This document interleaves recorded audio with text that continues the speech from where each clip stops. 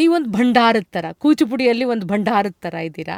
ಇಷ್ಟೊಂದು ತೊಗೊಂಡು, ಅದರಲ್ಲೂ ಎಸ್ಪೆಷಲಿ ನಂಗೆ ಭಾಳ ಇಂಟ್ರೆಸ್ಟ್ ಆಗಿದ್ದು ಯಾವಾಗಲೂ ಸ್ತ್ರೀ ವೇಷ ಧರಿಸೋದ್ರಿಂದ ಇನ್ನೂ ಇಂಟ್ರೆಸ್ಟ್ ಇತ್ತು ನಿಮ್ಮನ್ನು ಕರ್ಸ್ಕೋಬೇಕು, ನಿಮ್ಮ ಹತ್ರ ಮಾತಾಡ್ಸಿಸ್ಬೇಕು ಅಂತ. ಇವತ್ತಿನ ಒಂದು ಮೊಬೈಲ್ ಯುಗ ಆಗೋಗಿದೆ ಅಪ್ಪ. ಒಂದು ಮೊಬೈಲ್ ಯುಗದಲ್ಲಿ ಏನಾಗಿದೆ, ಓಪನ್ ಮಾಡ್ತೀವಿ ಮೊಬೈಲ್, ನಮ್ಗೇನು ಬೇಕೋ ಓದ್ತೀವಿ, ಯೂಟ್ಯೂಬಲ್ಲಿ ಹೋಗ್ತೀವಿ, ನೋಡ್ತೀವಿ. ಆದರೂ ಜನರು ಇನ್ನೂ ಪ್ರೋಗ್ರಾಮ್ಸ್ ನೋಡಲಿಕ್ಕೆ ಬರ್ತಾ ಇದ್ದಾರೆ ಅಂತಂದರೆ ಅದು ನಮ್ಮ ಭಾರತೀಯ ಸಂಸ್ಕೃತಿಯ ಒಂದು ಅದೃಷ್ಟನೇ ಸರಿ ಅನಿಸುತ್ತೆ. ಯಾಕೆಂದರೆ ಯಾರೂ ಹೋಗಲ್ಲ ಇವತ್ತು, ಎಲ್ಲ ಇಲ್ಲೇ ಸಿಕ್ಬಿಡುತ್ತೆಲ್ಲ ಅಂತ. ಇದನ್ನು ಹೇಗೆ ಉಳಿಸ್ಕೊಂಡು ಬರ್ಬೋದು ಅಂತ ನೀವು ಹೇಳ್ತೀರಾ ಅಪ್ಪ? ನಾನು ಡಿ ಚಂದನದಲ್ಲಿ ನಾನು ಶುಭೋದಯ ಕರ್ನಾಟಕಕ್ಕೆ ಹೋಗಿದ್ದೆ, ಆಕಾಶವಾಣಿಗೂ ಹೋಗಿದ್ದೆ. ನಾನು ಆಕಾಶವಾಣಿಗೆ ಹೋದಾಗ ವಿಜಯನಗರ ಸಾಮ್ರಾಜ್ಯದ ರಾಮದೇವರಾಯರ ವಂಶಸ್ಥರು ರಾಮದೇವರಾಯಲು ಅಂತೇಳಿ ಆನೆಗುಂದಿಲಿ ಆ ರಾಜರು ಈಗೂ ಇದ್ದಾರೆ.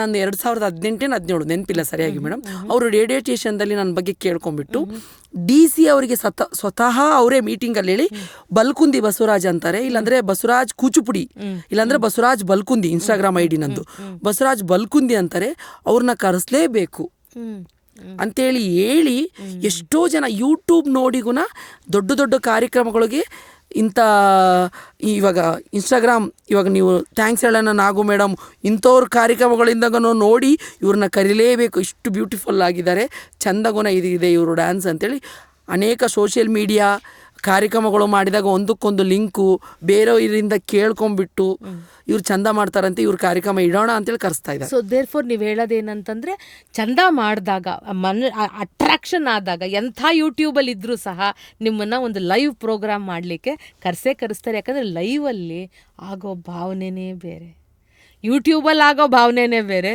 ಲೈವಲ್ಲಿ ನೀವು ಅದರೊಳಗಡೆ ನೀವು ಒಂದು ಕ್ಯಾರೆಕ್ಟರ್ ಹಾಕಿರ್ತೀರಾ ಅಂತ ಇಟ್ಕೊಳ್ಳಿಯಪ್ಪ, ನಾವು ಆ ಕ್ಯಾರೆಕ್ಟರ್ ಒಳಗಡೆ ಹೊರಟೋಗಿರ್ತೀವಿ. ಯೂಟ್ಯೂಬಲ್ಲಿ ನೋಡಿದಾಗ ಅಷ್ಟು ಸ್ಯಾಟಿಸ್ಫೈ ಆಗಲ್ಲ. ಡೈರೆಕ್ಟ್ ಲೈವ್ ನೋಡಿದಾಗ ವಾಹ್ ಇವ್ರದ್ದು ಏನು, ಇಲ್ಲಿ ಏನು ಸ್ಪೆಷಲ್ ತೋರಿಸ್ತಾ ಇದ್ದಾರೆ, ಇಲ್ಲಿ ಏನು ಸ್ಪೆಷಾಲಿಟಿ ಇದೆ ಅಂತೇಳಿ ಗೊತ್ತಾಗುತ್ತೆ. Very true. ಯಾವ್ಯಾವ ದೇಶಗಳಿಗೆ ಹೋಗಿದ್ದೀರಾ ಅಪ್ಪ?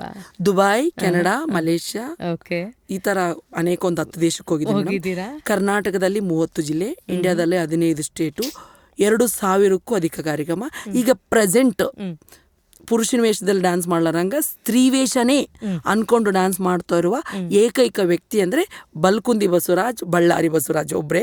ಆಂಧ್ರದಲ್ಲಿ ಕಲಾಕೃಷ್ಣ ಸರ್ ಹೆಂಗೋ ಹಂಗೆ ಸ್ತ್ರೀ ವೇಷನೇ ಮಾಡಬೇಕು ಅಂತೇಳಿ ನನ್ನ ಮೊಹಮ್ಮದ್ ಗೌಸ್ ಗುರುಗಳು ಹೇಳಿರುವ ಒಂದು ಸಂಪ್ರದಾಯ. ಸೂಪರ್ ಡೂಪರ್ ಅಪ್ಪ.